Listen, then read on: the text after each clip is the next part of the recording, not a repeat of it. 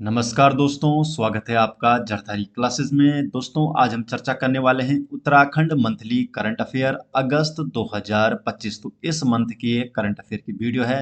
दोस्तों, वीडियो शुरू करने से पहले आपको एक महत्वपूर्ण जानकारी दे दूं तो आप सभी के लिए उत्तराखंड वीडियो बीपीडीओ पटवारी लेखपाल एग्जाम के लिए उत्तराखंड करंट अफेयर की ई बुक आ चुकी है, जिसमें जनवरी से लेकर अगस्त 2025 तक का संपूर्ण उत्तराखंड करंट अफेयर दिया गया है। इसमें आपको बजट दिखाई देगा, आर्थिक सर्वेक्षण, वन रिपोर्ट, वर्ष 2025 तक प्रमुख योजनाएं अगस्त तक की है ये, प्रमुख पुरस्कार, स्पोर्ट्स करंट अफेयर, प्रमुख पुस्तकें, प्रमुख ऑपरेशन ऐप, नियुक्तियां, प्रमुख ऐप, वन लाइनर है, वर्तमान में कौन क्या है, अगस्त 2025 तक के आंकड़े हैं और करंट अफेयर के एमसीक्यू दिए गए हैं। तो ये आपकी ई बुक है, आप इस ई बुक को ले सकते हैं। डिस्क्रिप्शन में लिंक दिया गया है या आप डायरेक्टली गूगल पर भी सर्च कर सकते हैं, तो वहाँ से भी आपको ये ई बुक देखने को मिल जाएगी। ये बुक दोनों ही लैंग्वेज में है, हिंदी में भी है और इंग्लिश में भी है। तो आप जिस लैंग्वेज में कंफर्टेबल हैं आप इस ई बुक को ले सकते हैं। जरदारी क्लास में आप जाएंगे तो ये हिंदी में है और ये यहाँ पर इंग्लिश में है। जैसे आप फर्स्ट में ही जाओगे जरदारी क्लासेस में तो वहाँ पे आपको हिंदी इंग्लिश दोनों की ई बुक देखने को मिल जाएगी। तो चलिए दोस्तों, आज की वीडियो शुरू करते हैं। वीडियो का क्वेश्चन नंबर 1 है, उत्तराखंड में सूचना एवं संचार प्रौद्योगिकी सक्षम सेवाओं का उद्घाटन मुख्यमंत्री पुष्कर सिंह धामी ने कहाँ किया? तो मुख्यमंत्री पुष्कर सिंह धामी ने मुख्यमंत्री कैंप कार्यालय स्थित मुख्य सेवक सदन देहरादून में इसका उद्घाटन किया है।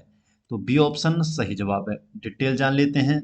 तो मुख्यमंत्री पुष्कर सिंह धामी ने मुख्य सेवक सदन कैंप कार्यालय से सूचना एवं संचार प्रौद्योगिकी, इंफॉर्मेशन एंड कम्युनिकेशन टेक्नोलॉजी सेवाओं का उद्घाटन किया। अपनी सरकार पोर्टल पर 886 सेवाएं ऑनलाइन उपलब्ध है, जिनमें ई डिस्ट्रिक्ट हो गया, ई डिस्ट्रिक्ट पोर्टल हो गया, सीएम डैशबोर्ड हो गया, स्मार्ट क्लासरूम हो गया, ई लर्निंग प्लेटफॉर्म हो गया, टेली मेडिसिन और ई संजीवनी जो सेवाएं हैं ये इसमें शामिल है।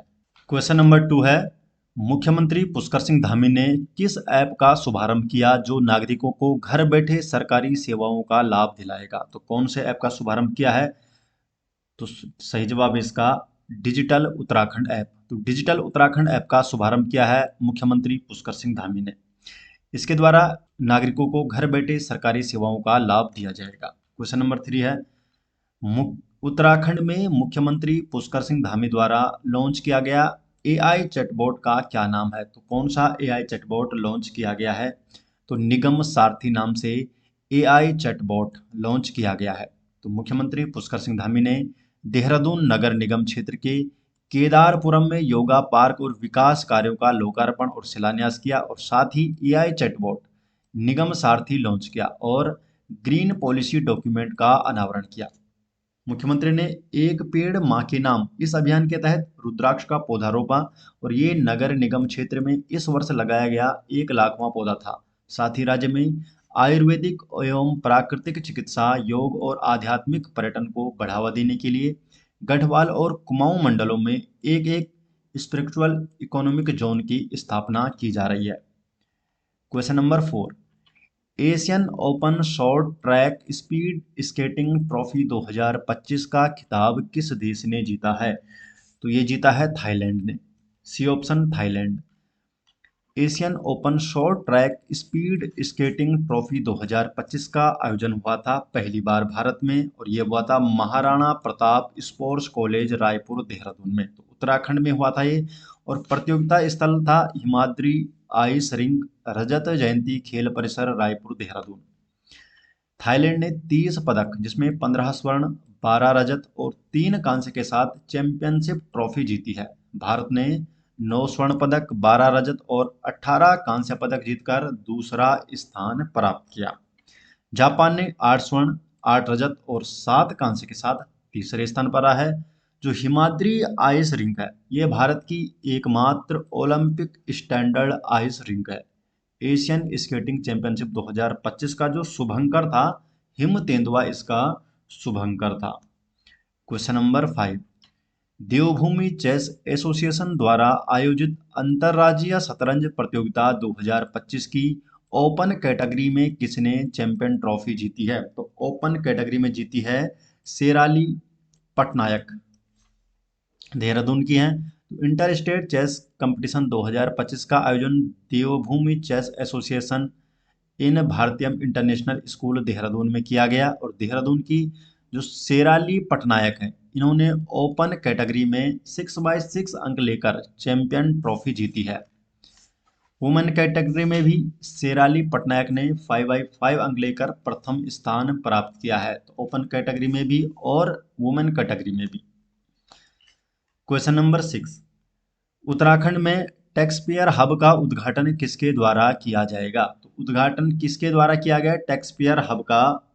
तो lieutenant general Gurmeet Singh, C option, taxpayer hub का उद्घाटन किया गया। तो देहरादून में 6 अगस्त 2025 को टैक्सपेयर हब की शुरुआत हुई और उद्घाटन किया उत्तराखंड के राज्यपाल लेफ्टिनेंट जनरल गुरमीत सिंह द्वारा हाथी बड़कला स्थित सर्वे ऑडिटोरियम में किया गया।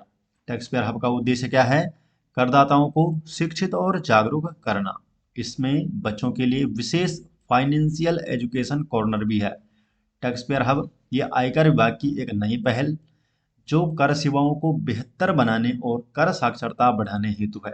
पहला जो करदाता केंद्र उद्घाटन स्थल है वो है गोरखपुर में, और इसके बाद चंडीगढ़ में जुलाई 2025 में, और तीसरा देहरादून में 6 अगस्त 2025 को स्थापित किया गया है। इसके अलावा जो अन्य शहर हैं यहाँ पर भी होगा भागलपुर, भीलवाड़ा, कटक, झांसी, शिलांग और विशाखापत्तनम में। टैगलाइन क्या है इसकी? प्रत्येक आयकरदाता एक राष्ट्र निर्माता, अर्थात every income tax pair a nation builder. Question number 7, हाल ही में उत्तराखंड सरकार द्वारा पारित उत्तराखंड धार्मिक स्वतंत्रता संशोधन विधेयक 2025 का मुख्य उद्देश्य क्या है? इसका मुख्य उद्देश्य है बलपूर्वक एवं धोखाधड़ी से धर्मांतरण रोकना। तो बी ऑप्शन सही जवाब है। डिटेल जान लेते हैं। तो उत्तराखंड मंत्रिमंडल ने उत्तराखंड धार्मिक स्वतंत्रता संशोधन विधेयक 2025 को मंजूरी दी है। इस विधेयक का उद्देश्य क्या है? तो बलपूर्वक, धोखाधड़ी या प्रलोभन द्वारा किए गए धर्मांतरण को रोकना, पीड़ितों की सुरक्षा और पुनर्वास के लिए विशेष प्रावधान है। विधेयक के बारे में जो मुख्य बिंदु है जान लेते हैं। तो पहला है कठोर दंड का प्रावधान है। गंभीर मामलों में आजीवन कारावास प्लस 10 लाख रुपए तक का जुर्माना है। सामान्य अपराधों के लिए 3 से 10 वर्ष का कारावास है। नाबालिग से और महिला से जुड़े मामलों में 5 से 14 वर्ष का कारावास है। डिजिटल प्रचार पर रोक है। दूसरा बिंदु है डिजिटल प्रचार पर रोक। Social media, messaging app, online platform से धर्मांतरण प्रचार को अपराध माना गया है। तीसरा है प्रलोभन, इंड्यूसमेंट। इसकी विस्तारित परिभाषा दी गई है। क्या बताया गया है कि उपहार, नकदी, नौकरी का प्रस्ताव, विवाह का वादा या अन्य धर्म को नकारात्मक रूप से प्रस्तुत करना अपराध माना गया है। होता है विवाह और झूठी पहचान, धर्म छुपाकर विवाह करना अपराध, और दंड क्या है इसमें? 3 से 10 वर्ष तक की जेल और प्लस 3 लाख रुपए जुर्माना। संपत्ति जब्ती और गिरफ्तारी भी इसमें है कि अवैध धर्मांतरण से अर्जित संपत्ति जब्त की जाएगी। अपराध संज्ञेय होंगे, अर्थात बिना वारंट गिरफ्तारी इसमें संभव है, और जमानत केवल सख्त शर्तों पर होगी। नेक्स्ट क्वेश्चन है क्वेश्चन नंबर 8, हाल ही में किस राज्य सरकार ने पूर्व अग्निवीरों को सरकारी सेवाओं में 10% क्षैतिज आरक्षण देने की घोषणा की है? तो सरकारी सेवाओं में 10% क्षैतिज आरक्षण देने की घोषणा अग्निवीरों के लिए उत्तराखंड सरकार द्वारा की गई है। तो सी ऑप्शन सही जवाब है, उत्तराखंड। तो जो पूर्व अग्निवीर जो कि अग्निपथ योजना के तहत सेना में सेवा कर चुके हैं, इन्हें सरकारी सेवाओं में 10% क्षैतिज आरक्षण मिलेगा, और ये आरक्षण केवल राज्य सरकार की वर्दीधारी ग्रुप सी पदों पर लागू होगा। जो वर्दीधारी ग्रुप सी पद होते हैं इन पे यह आरक्षण लागू होगा। छूट क्या होगी? तो भर्ती प्रक्रिया में शारीरिक दक्षता परीक्षा से छूट होगी, और अधिकतम जो आयु सीमा होती है तो इसमें भी छूट होगी। क्वेश्चन नंबर 9, निम्नलिखित कथनों पर विचार करें और नीचे दिए गए कोटों में से सही उत्तर का चयन करें। तो दो कथन यहाँ पर दिए गए हैं। पहला है उत्तराखंड सरकार और जर्मन स्थित इनोवेशन हब राइन माइन के बीच लेटर ऑफ इंटेंट पर हस्ताक्षर हुए हैं। कथन दूसरा है कि इस समझौते का उद्देश्य है राज्य के युवाओं को केवल स्वास्थ्य और ऑटोमोबाइल सेक्टर से जोड़ना। तो क्या है इसका सही जवाब? तो इसका है कथन एक सही है केवल, तो ए ऑप्शन हो जाएगा, कथन एक सही है। डिटेल जान लेते हैं क्यों है कथन एक सही। तो यहाँ पर है उत्तराखंड सरकार और जर्मन स्थित इनोवेशन हब जो है राइन माइन, इसके बीच लेटर ऑफ इंटेंट पर हस्ताक्षर हुए हैं, एलओआई पर हस्ताक्षर हुए हैं। उद्देश्य क्या है? तो राज्य के युवाओं को स्वास्थ्य, ऑटोमोबाइल, इसके अलावा व्यावसायिक प्रशिक्षण, हाइड्रोजन, रिन्यूएबल एनर्जी टेक्नोलॉजी और स्टार्टअप सेक्टर से जोड़ना, ये इसका उद्देश्य है। तो यहाँ पर कथन टू में केवल दो ही उद्देश्य बताए गए थे। क्वेश्चन नंबर 10, मैं उत्तराखंड हूँ कॉन्क्लेव सीजन 3 का उद्घाटन किसने किया? तो मैं उत्तराखंड हूँ कॉन्क्लेव सीजन 3 का उद्घाटन किया है मुख्यमंत्री पुष्कर सिंह धामी ने। तो ए ऑप्शन सही जवाब है। तो मैं उत्तराखंड हूँ कॉन्क्लेव सीजन 3 का जो आयोजन है ओहो रेडियो द्वारा किया गया। कार्यक्रम का उद्घाटन मुख्यमंत्री पुष्कर सिंह धामी ने किया। क्वेश्चन नंबर 11, नीचे दो कथन दिए गए हैं, एक को कथन ए और दूसरे को कारण आर कहा गया है। तो दिए गए कूट की सहायता से उत्तर दीजिए। कथन क्या है? उत्तराखंड में आदर्श संस्कृत ग्राम योजना की शुरुआत मुख्यमंत्री पुष्कर सिंह धामी ने देहरादून जिले के भोगपुर संस्कृत ग्राम से की। कारण है कि इस योजना का उद्देश्य संस्कृत को जनभाषा बनाना और समाज में नारी सम्मान, नशा मुक्ति और संस्कृति संवर्धन को बढ़ावा देना है। तो सही जवाब है कि ए और आर दोनों ही सही हैं और आर ए का सही स्पष्टीकरण करता है। तो संस्कृति को संवर्धन देना इसका कारण है, इसीलिए संस्कृत ग्राम योजना की शुरुआत की गई है। तो मुख्यमंत्री पुष्कर सिंह धामी ने देहरादून जिले के भोगपुर संस्कृत ग्राम से आदर्श संस्कृत ग्राम योजना का शुभारंभ किया। योजना का उद्देश्य है संस्कृत को जनभाषा बनाना और इसका गौरव पुनः स्थापित करना। इन ग्रामों में वार्तालाप और कामकाज संस्कृत में होंगे, साथ ही वेद पुराण उपनिषदों का पाठ किया जाएगा। आदर्श संस्कृत ग्राम योजना उत्तराखंड संस्कृत अकादमी और केंद्रीय संस्कृत विश्वविद्यालय नई दिल्ली द्वारा संचालित है। संस्कृत ग्राम समाज में नारी सम्मान, नशा मुक्ति, अपराध रोकथाम, चरित्र निर्माण और संस्कृति संवर्धन पर काम किया जाएगा। राज्य में घोषित आदर्श संस्कृत ग्रामों की संख्या 13 है, अर्थात प्रत्येक जिले में एक इस आदर्श संस्कृत ग्राम बनाए जाएंगे। आदर्श संस्कृत ग्राम किस जिले में कौन सा बनाया जाएगा? तो यहाँ पर मैं आपको बता रहा हूँ कौन कौन से घोषित हैं। तो हरिद्वार में है नूरपुर पंजनहेड़ी गांव, उत्तरकाशी में कोट गांव, चमोली में डिमर गांव, रुद्रप्रयाग में बैंजी गांव, टिहरी में मुखेम गांव, देहरादून में भोगपुर गांव, पौड़ी में गोदा गांव, पिथौरागढ़ में उर्ग गांव, चंपावत में खर्क कारकी गांव और बागेश्वर में है शेरी गांव, अल्मोड़ा में है जयंती पांडे कोटा गांव, नैनीताल में है पांडे गांव और उधम सिंह नगर में है नगला तराई गांव। तो ये गांव चुने गए हैं आदर्श संस्कृत ग्राम के लिए। इसके अलावा कर्नाटक का जो मत्तूर गांव है, ये भारत का एक प्रसिद्ध संस्कृत ग्राम है और मत्तूर अथवा माथुर ये भारत के कर्नाटक राज्य के शिवमोगा शहर के पास शिवमोगा जिले का एक गांव है जो रोजमर्रा के संचार के लिए संस्कृत के उपयोग के लिए जाना जाता है। हालांकि इस राज्य की जो सामान्य भाषा है वो कन्नड़ है। क्वेश्चन नंबर 12, उत्तराखंड की पहली महिला कर्मचारी कौन बनी जिन्हें राष्ट्रीय स्तर पर पदक जीतने के बाद अधिकतम 3 वेतन वृद्धि प्राप्त हुई है? तो ये हैं डॉक्टर ममता जोशी पाठक। तो डी ऑप्शन सही जवाब है। तो डॉक्टर ममता जोशी पाठक स्पोर्ट्स टीचर हैं राजकीय इंटर कॉलेज पवलगढ़ कोटाबाग में। 2025 में चंडीगढ़ की राष्ट्रीय एथलेटिक्स प्रतियोगिता में लॉन्ग जंप में स्वर्ण पदक और 100 मीटर दौड़ में कांस्य पदक जीता। उन्हें 2022, 2024 और 2025 में उत्तराखंड सरकार की ओर से नगद पुरस्कार से सम्मानित किया जा चुका है। उत्तराखंड सरकार द्वारा नियम के अनुसार राष्ट्रीय स्तर पर पदक जीतने पर अधिकतम 3 वेतन वृद्धि दी जा सकती है। डॉक्टर ममता जोशी पाठक 3 वेतन वृद्धि प्राप्त करने वाली उत्तराखंड की यह पहली महिला सरकारी कर्मचारी बनी है। इनकी उपलब्धियों के बारे में बात करें तो 2021 में करनाल हरियाणा में 100 मीटर दौड़ में कांस्य पदक और लंबी कूद में रजत पदक जीता था। 2022 में गुरुग्राम हरियाणा में 100 मीटर दौड़ में और लंबी कूद में इन्होंने स्वर्ण पदक जीते थे। तो 2 स्वर्ण पदक इन्होंने 2022 में जीते थे। और मार्च 2023 में सीएम पुष्कर सिंह धामी ने 60,000 का पुरस्कार देकर इन्हें सम्मानित किया। 2006-07 में कॉमनवेल्थ गेम्स में इंडिया कोच रही है। 2003 से 2007 तक हल्द्वानी स्टेडियम में कोच करते हुए कई राष्ट्रीय और अंतर्राष्ट्रीय खिलाड़ियों को ये प्रशिक्षण इन्होंने दिया है।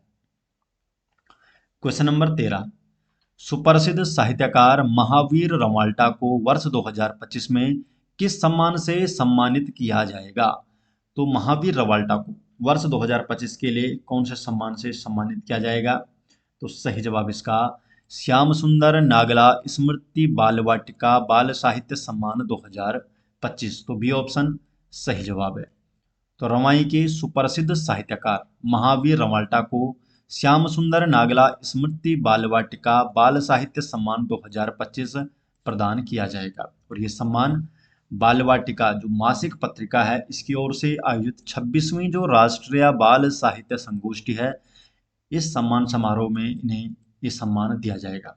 ये समारोह होगा अक्टूबर 2025 में विनायक विद्यापीठ भूणास भीलवाड़ा राजस्थान में। और महावीर जो रवाल्टा है ये अब तक ये रवाई के हैं और ये अब तक 44 पुस्तकें लिख चुके हैं। उनकी जो प्रमुख रचनाएं हैं इनके बारे में जानते हैं। तो पगडंडियों के सहारे, एक और लड़ाई लड़, आप घर या बाप घर, दैत्य और 5 बहनें, चल मेरी ढोलक ठुमक ठुम, स्वतंत्रता आंदोलन की कहानी, अपना अपना आकाश, समय नहीं ठहरता, उसके न होने का दर्द, टुकड़ा टुकड़ा यथार्थ, तेग सिंह लड़ता रहा, ननकू नहीं रहा, विनय का वादा, अनोखा जन्मदिन, पोखू का घमंड, जुगनू की पढ़ाई, गोलू पढ़ेगा। तो ये कुछ प्रमुख इनकी रचनाएं हैं। क्वेश्चन नंबर 14 है, देश के 58 टाइगर रिजर्व में किस टाइगर रिजर्व को बाघों की सर्वाधिक संख्या के लिए प्रथम स्थान प्राप्त है? तो प्रथम स्थान प्राप्त है कार्बेट टाइगर रिजर्व को। तो B option Corbett tiger reserve को प्रथम स्थान प्राप्त है बाघों की सर्वाधिक संख्या के लिए। तो कार्बेट टाइगर रिजर्व देश भर के 58 टाइगर रिजर्व में बाघों की सर्वाधिक संख्या वाला रिजर्व है। 2006 में कार्बेट टाइगर रिजर्व में 160 बाघ थे जो बढ़कर 2023 में 260 हो गए हैं। वर्ष 2008 में 13 टाइगर देशों ने मिलकर बाघ संरक्षण की रणनीति बनाई थी। और इसी के तहत 2010 में रूस के सेंट पीटर्सबर्ग में इंटरनेशनल टाइगर फोरम की स्थापना हुई थी। 29 जुलाई को हर वर्ष ग्लोबल टाइगर डे मनाया जाता है। और उत्तराखंड में जो कुल बाघों की संख्या है वो है 560। जिम कॉर्बेट राष्ट्रीय उद्यान उत्तराखंड के नैनीताल जिले में स्थित सबसे बड़ा टाइगर रिजर्व है और इसकी स्थापना हुई थी 1936 में। क्वेश्चन नंबर 15, मुख्यमंत्री पुष्कर सिंह धामी ने लखपति दीदी को किस लक्ष्य के साथ मिशन मोड पर कार्य करने की घोषणा की है? तो बी ऑप्शन है करोड़पति दीदी। मुख्यमंत्री पुष्कर सिंह धामी ने लखपति दीदी जो योजना थी इसे करोड़पति दीदी बनाने का विजन पेश किया है और इसे मिशन मोड पर लागू करने की घोषणा की है। सचिवालय से वर्चुअल संवाद के जरिए 95 ब्लॉकों की महिला स्वयं सहायता समूह जो सेल्फ हेल्प ग्रुप हैं इससे संवाद किया गया। और अब सरकारी कार्यक्रमों में SHS सेल्फ हेल्प ग्रुप द्वारा निर्मित शॉल, स्मृति चिन्ह और उपहार का ही उपयोग होगा। क्वेश्चन नंबर 16, उत्तरांचल राज्य बैडमिंटन संघ के अध्यक्ष के रूप में किसे पुनः नियुक्त किया गया है? तो सही जवाब है डॉक्टर अलकनंदा अशोक को। तो डॉक्टर अलकनंदा अशोक को उत्तरांचल राज्य बैडमिंटन संघ के अध्यक्ष के रूप में नियुक्त किया गया है।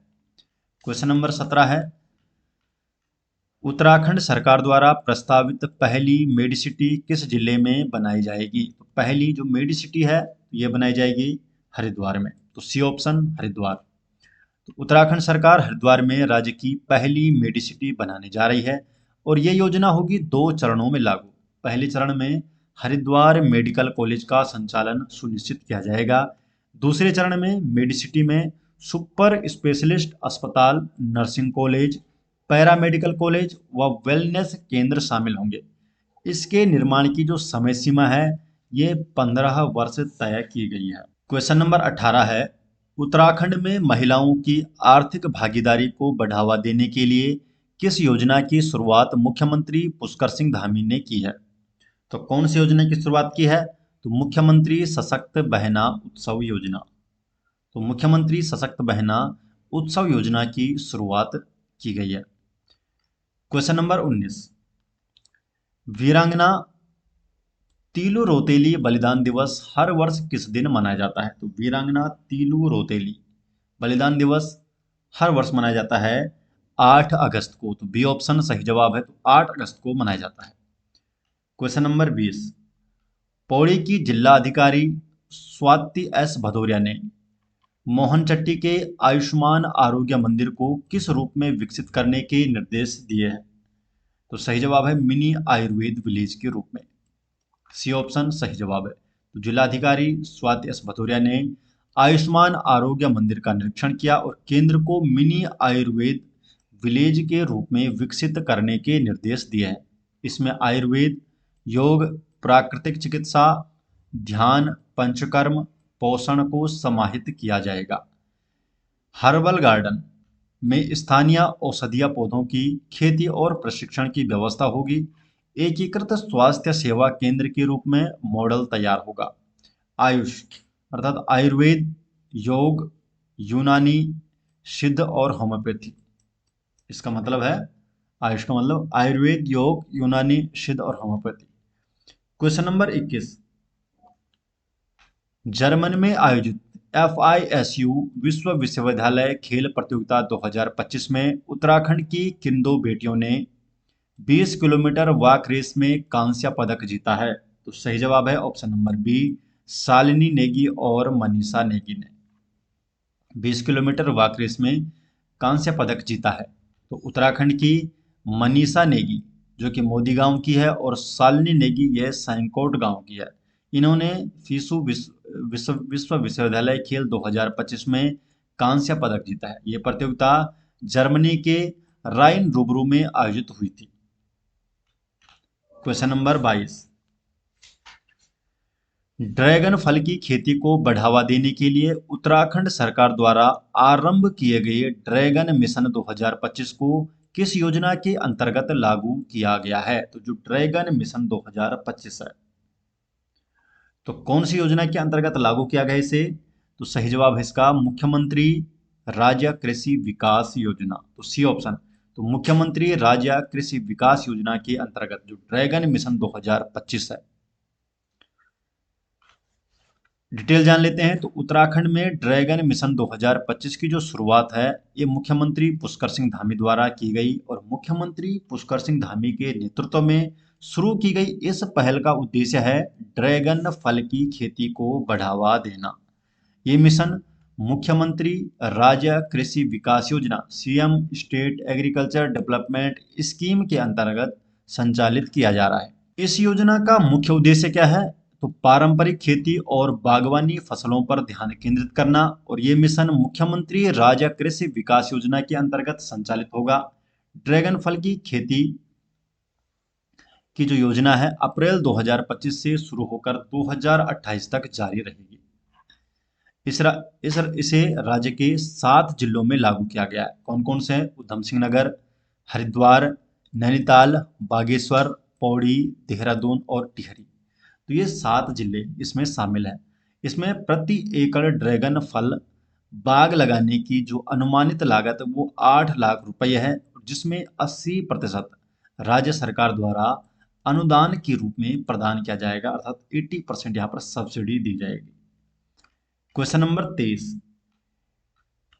चीड़ की छाल पर कलाकारी के लिए भारत सरकार की सीनियर फेलोशिप प्राप्त करने वाले पहले भारतीय कलाकार कौन हैं जिन्हें राष्ट्रपति द्वारा 15 अगस्त को सम्मानित किया गया? तो ये कौन है? तो सही जवाब है जीवन चंद्र जोशी। तो जीवन चंद्र जोशी हैं जिन्हें ये चीड़ की छाल पर कलाकारी करते हैं और भारत सरकार की सीनियर फेलोशिप प्राप्त करने वाले ये पहले भारतीय कलाकार बने हैं चीड़ की छाल पर कलाकारी के लिए। डिटेल जान लेते हैं। तो जीवन चंद्र जोशी ये उत्तराखंड के हल्द्वानी निवासी हैं, एक दिव्यांग हैं और काष्ठ कलाकार हैं, लकड़ी के कलाकार हैं, जो चीड़ की सूखी छाल, जिन्हें स्थानीय भाषा में बगेट या बगोट कहा जाता है, इन इसकी जो कलाकृतियां हैं ये बनाते हैं। और ये मूल रूप से अल्मोड़ा जनपद के तल्ला जाखन देवी के रहने वाले हैं। जीवन चंद्र जोशी को 15 अगस्त 2025 को राष्ट्रपति द्रौपदी मुर्मू द्वारा सम्मानित किया गया। उनकी कला को प्रधानमंत्री नरेंद्र मोदी ने, उनकी जो कला है, प्रधानमंत्री नरेंद्र मोदी ने मन की बात कार्यक्रम में प्रशंसा की थी। और वो भारत के पहले व्यक्ति हैं जिन्हें चीड़ की छाल पर काम करने के लिए भारत सरकार के संस्कृति मंत्रालय द्वारा सीनियर फेलोशिप प्राप्त हुई है। उनकी कलाकृतियां कत्यूरी शैली के मंदिर उनकी कलाकृति में कत्यूरी शैली के मंदिर, धार्मिक मूर्तियां और उत्तराखंड की पारंपरिक संस्कृति पर आधारित है। उन्होंने अपनी कलाकृतियों को कोलकाता, चेन्नई, भोपाल, लखनऊ जैसे शहरों के एक्सपो में प्रदर्शित किया है। तो दोस्तों, ये हो गए अगस्त माह के उत्तराखंड करंट अफेयर। और जो ये सभी नोट्स है ये आपको मिल जाएंगे इस ई बुक में।